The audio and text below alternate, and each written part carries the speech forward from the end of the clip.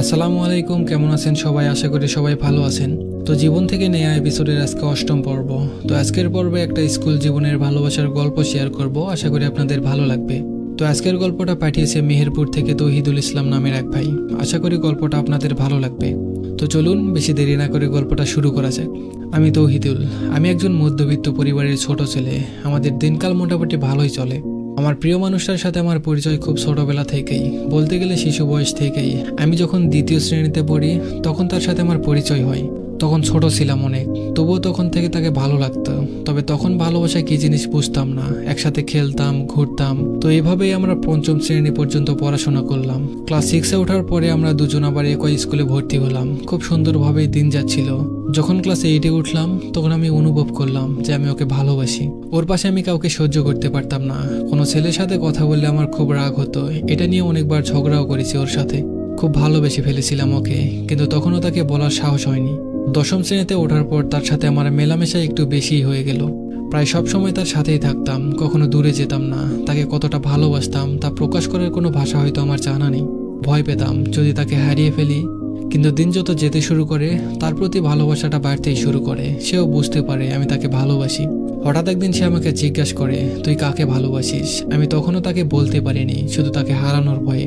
তখন হুমায়ুন আহমেদ স্যারের একটা কথা খুব মনে পড়তো, একজন ছেলে আর একজন মেয়ে কখনো বন্ধু হয়ে থাকতে পারে না, তারা কোনো না কোনো সময় প্রেমে পড়বেই।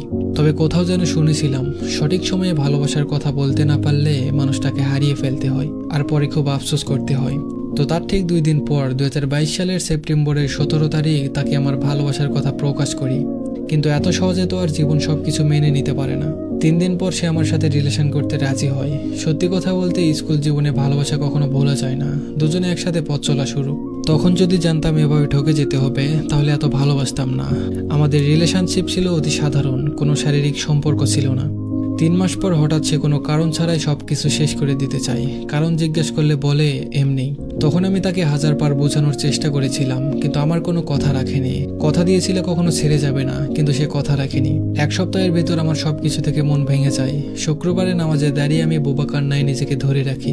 তারপর আল্লাহর কাছে 2টা জিনিস চেয়েছিলাম, আল্লাহ তুমি আমায় ধৈর্য ধরার ক্ষমতা দাও, আর না হয় তাকে ফিরিয়ে দাও।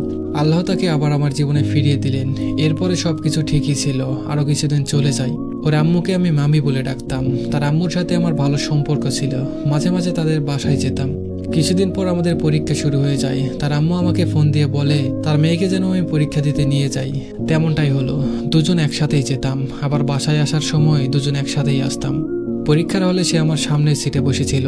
আমি মোটামুটি ভালো ছাত্র ছিলাম। আমি নিজে না লিখে তাকে দেখাতাম। এভাবে পরীক্ষা শেষ হয়ে আসলো। শেষের পরীক্ষায় আমরা সবাই একসাথে ঘুরতে গিয়েছিলাম।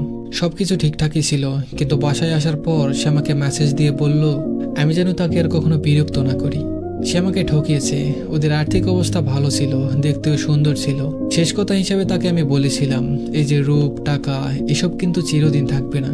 আমি তোকে অভিশাপ করছি না, কিন্তু তুই যেভাবে আমাকে ঠকিয়েছিস ঠিক এমনভাবে তুইও ঠকবি। সে উত্তরে শুধু এতটুকুই বলেছিল, দেখা যাবে।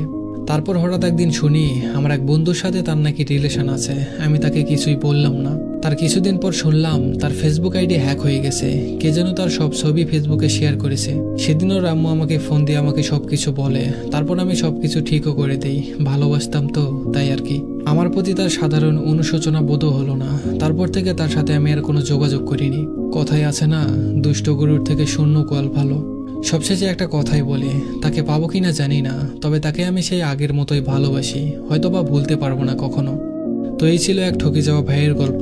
আসলে কাউকে এতটাও বিশ্বাস করতে নেই যে বিশ্বাস ভেঙে গেলে আপনার শুধু দীর্ঘশ্বাস নিয়ে বেঁচে থাকতে হবে। তো যাই হোক, গল্পটা ভালো লাগলে অবশ্যই কমেন্ট করে জানাবেন। আর বাস্তব জীবনের এমন গল্প পেতে অবশ্যই চ্যানেলটা সাবস্ক্রাইব আর পেজটা ফলো করে দিবেন। আর চাইলে আপনারাও আপনাদের জীবনের গল্প আমাদের পাঠিয়ে দিতে পারেন। গল্প পাঠাতে অবশ্যই ভয়